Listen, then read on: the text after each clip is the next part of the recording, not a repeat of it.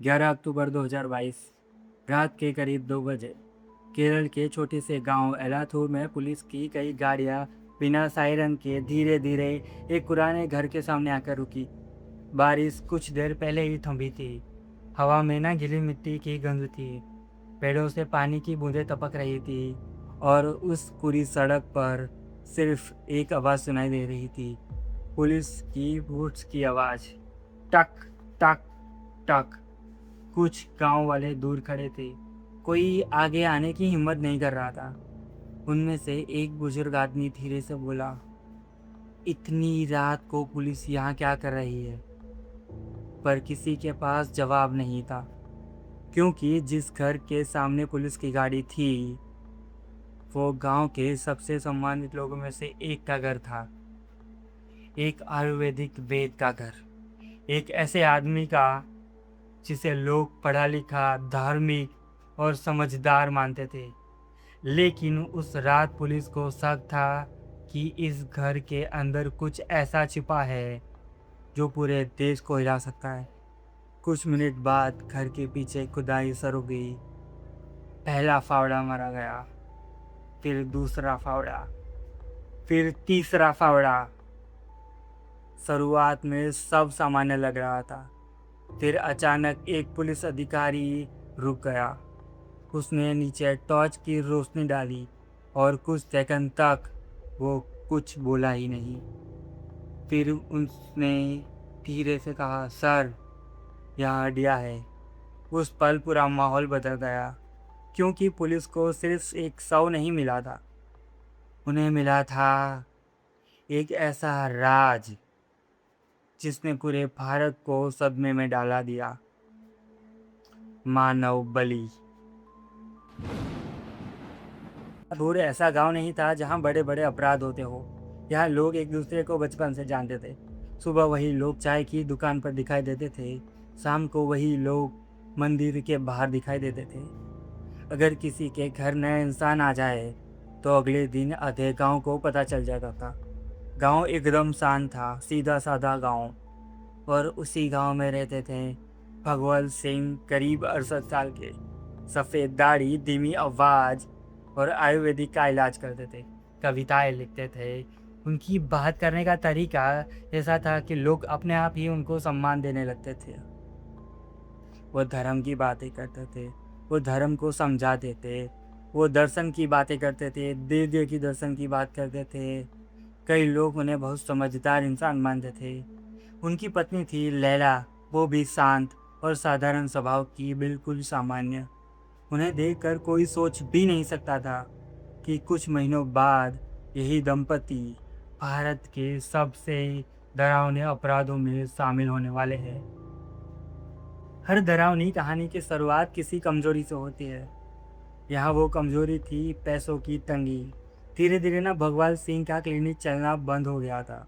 मरीज कम हो गए थे, कमाई गिर गई थी, एकदम पैसे गिर गए थे, आ ही नहीं रहे थे। और कर्ज बढ़ गया था।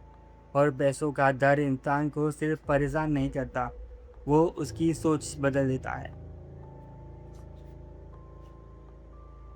हर डरावनी कहानी हर डरावनी कहानी की शुरुआत किसी कमजोरी से होती है। यहाँ वो कमजोरी थी पैसों की तंगी। धीरे धीरे भगवान सिंह का क्लिनिक चलना बंद होने लगा था। मरीज कम होने लगे थे। अरे यार, हर डरावनी कहानी की शुरुआत किसी कमजोरी से होती है। यहाँ वो कमजोरी थी पैसों की तंगी। धीरे धीरे भगवान सिंह का क्लिनिक चलना ना बंद हो गया था। मरीज कम हो गए थे, कमाई गिर गई थी, खर्च बढ़ने लगा था। और पैसों का डर इंसान को सिर्फ परेशान नहीं करता, वो उसकी सोच बदल देता है। रात को नींद नहीं आती, सुबह उठते ही दिमाग में चिंता शुरू हो जाती है। धीरे धीरे इंसान हर चीज़ में ना उम्मीद ढूंढने लगता है, चाहे वो उम्मीद कितनी भी अजीब क्यों ना हो। और ठीक उसी समय उनकी ज़िंदगी में आया मोहम्मद सारिफ। लेकिन उस समय तक उन्हें नहीं पता था कि ये आदमी उनकी ज़िंदगी को हमेशा के लिए बदलने वाला है। अगर आप सफ़ी को सड़क पर देखते तो शायद दोबारा मुड़कर भी नहीं देखते। वो बिल्कुल सामान्य दिखता था, लेकिन पुलिस के मुताबिक उसकी सबसे खतरनाक ताकत थी लोगों के दिमाग के साथ खेलना। वो समझ जाता था कि कौन कमज़ोर है, कौन डर में जी रहा है, कौन चमत्कार चाहता है, कौन इतना टूट चुका है कि कुछ भी मान लेगा। और फिर उसने वही किया जिसमें वो माहिर था। उसने सोशल मीडिया पर नकली पहचान बनाई। उसने एक नकली आईडी बनाई। श्रीदेवी एक नकली महिला की पहचान बनाई, आईडी सोशल मीडिया पर बनाई। उसी पहचान के जरिए उसने भगवान सिंह से बात शुरू की। शुरुआत में ना बिल्कुल सामान्य थी।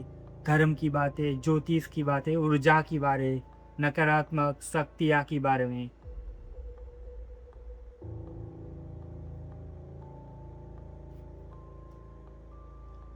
अगर आप सफ़ी को सड़क पर देखते तो शायद दोबारा मुड़कर कभी नहीं देखते। वो बिल्कुल सामान्य दिखता था, लेकिन पुलिस के मुताबिक उसकी सबसे खतरनाक ताकत थी लोगों के दिमाग से खेलना। वो समझ जाता था कि कौन कमज़ोर है, कौन डर में जी रहा है, कौन चमत्कार चाहता है, कौन इतना टूट चुका है कि कुछ भी मान लेगा। और फिर उसने वही किया जिसमें वो माहिर था। उसने सोशल मीडिया पर एक नकली पहचान बनाई। उसने एक आईडी बनाई, श्रीदेवी के नाम की एक महिला की आईडी बनाई। उसी पहचान के जरिए उसने भगवान सिंह से बात शुरू की। शुरुआत में ना बात बिल्कुल सामान्य थी। धर्म की बातें थी, ज्योतिष की बातें थी, ऊर्जाओं की बातें थी, नकारात्मक शक्तियों की बातें थी। धीरे धीरे उसने उनके दिमाग में ऐसा डर डालना शुरू किया, तुम्हारे घर पर श्राप है, कोई बुरी शक्तियाँ तुम्हें बर्बाद कर रही है, इसीलिए पैसे नहीं टिकते। और जो इंसान पहले से डरा हुआ हो उसे ऐसी बातें सच लगने लगती है। धीरे धीरे भगवान सिंह और लैला को यकीन हो गया कि उनके घर में कोई अंधेरी शक्तियाँ है। और फिर सफ़ी ने समाधान बताया, मानव बलि। सबसे डरावनी बात यह है कि ये सब एक दिन में नहीं हुआ। सफ़ी ने महीनों तक उन पर सबसे डरावनी बात यह है कि ये सब एक दिन में नहीं हुआ है। सफ़ी ने महीनों तक उनके दिमाग पर काम किया था। छोटे छोटे अनुष्ठान करवाए, रात में पूजा करवाई, अजीब नियम बनवाए। हर बार वो कहता था, अभी पूजा पूरी नहीं हुई, थोड़ा और करना पड़ेगा। धीरे धीरे दो चीज़ें तो तय हो गई थी। पहली, भगवान सिंह और लैला को सफ़ी पर भरोसा बढ़ गया था। दूसरी, उनके अंदर सही और गलत का फ़र्क धीरे धीरे टूट चुका था। उन्हें नहीं पता था क्या सही है और क्या गलत है। सफ़ी की बात पत्थर की लकीर बन चुकी थी। और सबसे खतरनाक बात, सफ़ी ने कभी हत्या शब्द इस्तेमाल ही नहीं किया। उसने कहा बलि, अनुष्ठान, देवताओं को प्रसन्न करने का तरीका। अजीब बात है ये, इंसान सिर्फ कर्मों से नहीं बदलता, कभी कभी शब्द भी इंसान को बदल देते हैं। अगर किसी भयानक चीज़ को धार्मिक नाम दे दिया जाए तो इंसान उसे गलत मानना बंद कर देता है। और यही हुआ उनके साथ। रोजलिंग 39 साल की थी, लॉटरी के टिकट बेचती थी, सुबह जल्दी घर से निकलती थी, हाथ में टिकट्स का छोटा सा बंडल था। और फिर घंटों सड़क किनारे खड़ी रहती थी, कभी तेज धूप, कभी बारिश। कुछ लोग टिकट खरीदते थे, बाकी बिना देखे चले जाते थे, आगे बढ़ जाते थे। जिंदगी आसान नहीं थी उनकी, लेकिन वो हार नहीं मान रहे थे। और शायद यही उनकी सबसे बड़ी बदकिस्मती थी, क्योंकि मजबूर लोग सबसे आसान निशाना बनते हैं। सफ़ी ने उनसे संपर्क किया। उसने कहा, एक वीडियो शूट है, काम आसान है और बदले में मिलेंगे 10 लाख रुपए। सोचिए, एक ऐसी महिला जो मुश्किल से अपना गुजारा कर रही हो, उसके लिए 10 लाख क्या होंगे। शायद नई जिंदगी। रोजलीन तैयार हो गई। जून 2022, उस शाम वो एलाथूर वाले घर पहुंची। घर बाहर से बिल्कुल सामान्य था। दरवाज़ा खुला, वो अंदर गई और फिर ठक, दरवाज़ा बंद हो गया। और शायद पूरी कहानी का सबसे डरावना हिस्सा हत्या नहीं था, बल्कि अगली सुबह थी। क्योंकि अगली सुबह गांव बिल्कुल सामान्य था। बच्चे स्कूल जा रहे थे, चाय की दुकान खुली हुई थी, लोग हंस रहे थे और उसी घर के पीछे एक इंसान दफन था। किसी को कुछ पता नहीं था। बुराई हमेशा शोर नहीं करती, कभी कभी वो बिल्कुल शांत होती है, इतनी शांत कि कोई उसे पहचान ही नहीं पाता। पद्मन 52 साल की थी, तमिलनाडु से केरल आई थी। वो भी लॉटरी की टिकट बेचती थी। इस बार सफ़ी ने सिर्फ 15,000 रुपये का लालच दिया। 15,000 रुपये, एक इंसान की जिंदगी की कीमत। पद्मम उस घर पहुंची और फिर वही सब दोबारा हुआ। वही अनुष्ठान, वही दर्द, वही अंत। अब उस घर के पीछे की मिट्टी के नीचे दो इंसानों के शव थे। तो ऐसे लोग जो सिर्फ अपनी जिंदगी बेहतर बनाना चाहते थे। जब पद्मम गायब हुई तो उनके परिवार ने शिकायत दर्ज करवाई। शुरुआत में ना ये सिर्फ एक लापता व्यक्ति का मामला लग रहा था, लेकिन केरल पुलिस ने जांच शुरू की। सीसीटीवी फुटेज देखी गई, फोन रिकॉर्ड निकाले गए, लोकेशन ट्रैक की गई और धीरे धीरे हर सुराग जाकर एक ही जगह रुक रहा था, एलाथुर। पुलिस को शक होने लगा।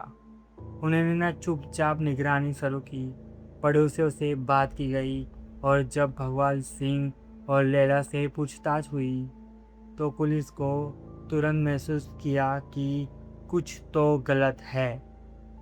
उनकी बातें एक दूसरे से मेल नहीं खा रही थी। दोनों बहुत घबराए हुए थे। एक अनुभवी जांच अधिकारी के लिए इतना काफ़ी होता है। 11 अक्टूबर 2022 पुलिस फिर उस घर पहुंची। पूछताछ शुरू हुई। पहले इनकार, फिर उलझन, फिर टूटी हुई बातें और आखिर में कबूलनामा। उस पल पूरी जांच अचानक डरावने सच में बदल गई। पुलिस घर के पीछे पहुंची, खुदाई शुरू हुई और फिर हड्डियाँ, खोपड़ी के टुकड़े, खून लगे हुए कपड़े, पूजा में इस्तेमाल की गई चीज़ें। एक साधारण घर एक छिपा हुआ कब्रिस्तान बना चुका था। कुछ पुलिस अधिकारी इतने सदमे में थे कि कई मिनट तक कुछ बोल ही नहीं पाए। खबर बाहर आई तो पूरे भारत के लोगों को यकीन नहीं हुआ। मानव बलि आज के भारत में। और सबसे डरावनी बात, ये कोई जंगल में छुपा हुआ पागल समूह नहीं था। ये पढ़े लिखे लोग थे, सम्मानित लोग। यही चीज़ें सबसे ज़्यादा डरावनी लगती है, क्योंकि राक्षस हमेशा अलग नहीं दिखते। कभी कभी वो बिल्कुल सामान्य इंसानों जैसे दिखते हैं। जांच में पता चला ये पहली बार नहीं था। सफ़ी पहले भी लोगों को अपना जाल में फंसा चुका था। नकली पहचान, दिमाग से खेलना, डर का इस्तेमाल करना। वो खास तौर पर उन लोगों को निशाना बनाता था जो टूट चुके हो, जो डरे हुए हो या जो चमत्कारों पर भरोसा करते हो। भगवान सिंह और लैला उसके लिए आसान शिकार थे। इस कहानी में लोग अक्सर अपराधियों की बात करते हैं, लेकिन सबसे ज़रूरी नाम है रोजलिन और पद्मम। दो महिलाएं जो बस जीने की कोशिश कर रही थी। दो महिलाएं जिन्होंने सोचा था कि शायद अब उनकी ज़िंदगी बदल जाएगी, लेकिन उन्हें मिला धोखा, यातना और ऐसी मौत जिसकी कल्पना भी नहीं की जा सकती। उनके परिवार आज भी उस दर्द के साथ जी रहे हैं। आज भी एलाथूर का वो घर खड़ा है वहीं पे। टूटी हुई खिड़कियां है, दीवारों पर नमी है और पीछे जंगली घास उगी हुई है। लोग उसे भूत वाला घर कहते हैं, लेकिन शायद वहाँ किसी की आत्मा से ज़्यादा डरावनी चीज़ मौजूद है। एक याद दिलाने वाली बात कि डर इंसानों को कितना बदल सकता है, कि मजबूरी इंसानों को अंधा बना सकती है और कि असली खतरा हमेशा चिल्लाता नहीं, कभी कभी वो धीरे धीरे आपके दिमाग में घुसता है, जब तक आपको खुद पता नहीं चलता कि आप कितनी दूर आ चुके हो। लाइक कीजिए, शेयर कीजिए, सब्सक्राइब कीजिए। आपको ये वीडियो पसंद आया है तो प्लीज़ दबा के शेयर कीजिए। मिलते हैं अगले वीडियो में।